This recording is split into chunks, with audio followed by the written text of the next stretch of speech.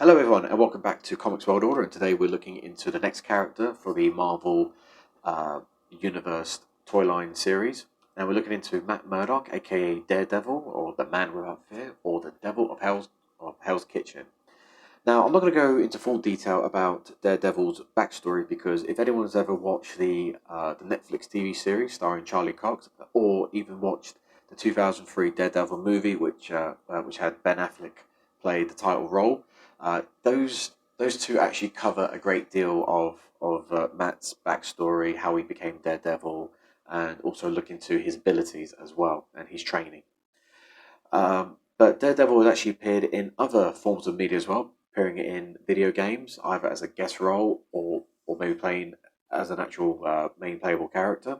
He's also appeared in different cartoon series as well, for example, the Spider-Man cartoon series and also the Fantastic Four cartoon series as well, back in the 90s and others as well. He also made another live-action appearance in 1989 for the TV movie The Trial of the Incredible Hulk.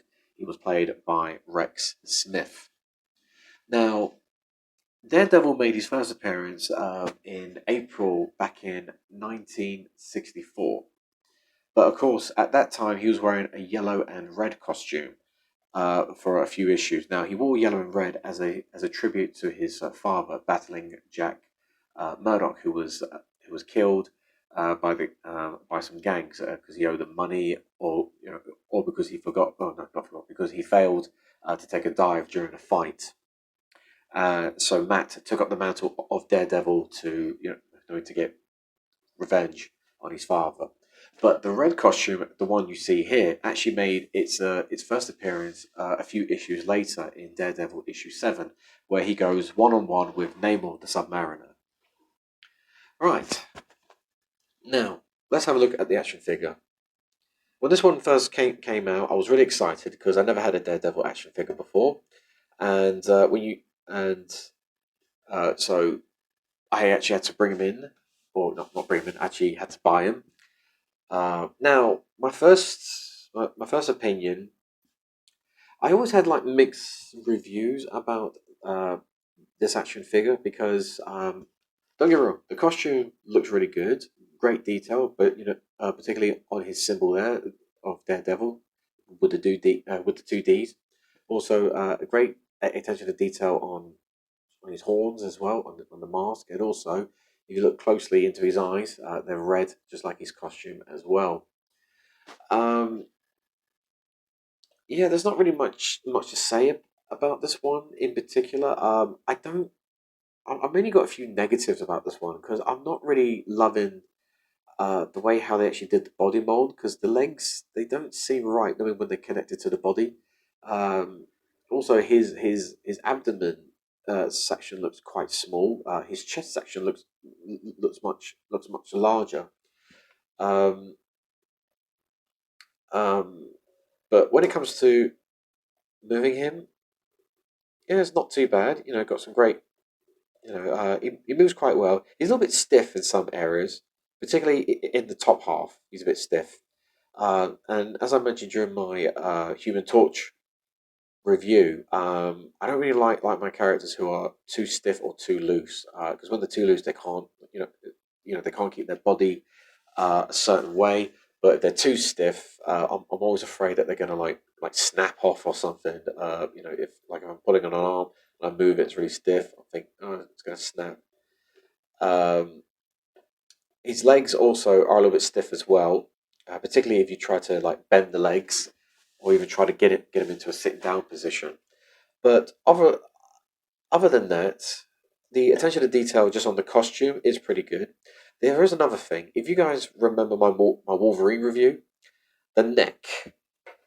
Um, I really don't understand why they did the neck like this. I mean, for most of the other characters, it's okay. But for Wolverine and Daredevil, and I think even Bullseye, they did the exact same thing. I mean, look from the front, yeah, he looks fine. Look from the back, you can't tell there's anything wrong with the neck. But they put him on the side, it looks like he's half man, half giraffe. And oh my goodness, I just got out of focus there. So yes, it's okay. Um, They have I know there was another Daredevil that came in like a double pack where you get Bullseye with him as well. Um, that costume actually came out much better, I think. I never actually got a chance to purchase that one, and I've been trying to find it. I'm having problems trying to track it down.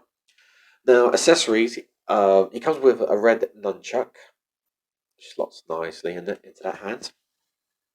Now, of course, I know that a nunchuck is actually part of Daredevil's arsenal. That's one of his weapons. But when I actually bought this figure, on the back of the packaging, he didn't have a nunchuck. He had two separate sticks or billy clubs, as they're supposed to be called. And part of me was a little bit disappointed because on the back of the box, sorry, I mean the packaging. It actually looked much better with this separated, but a nunchuck is good. I've got no problem. It would have been nice if the nunchuck was a little bit more like the 80s or 80s or 90s kind of style, where this would actually be like a plastic chain and be so it would dangle down. And you can spin it around. But yeah, that's pretty much my. Oh no, sorry, I forgot my rating. Personal rating. Uh, I would have to go for maybe a 6 or a 7. Attention to detail on his costume is pretty good, but with him being stiff and also the proportion of his body as well could have been a little bit better. So I'm going to stick with probably a 6 or a 7, maybe a 7. I'm being nice here because Daredevil was actually a pretty cool character. If you read the comics, he's a really awesome character.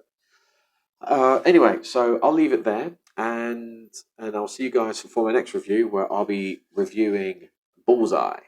So take care. I'll see you soon.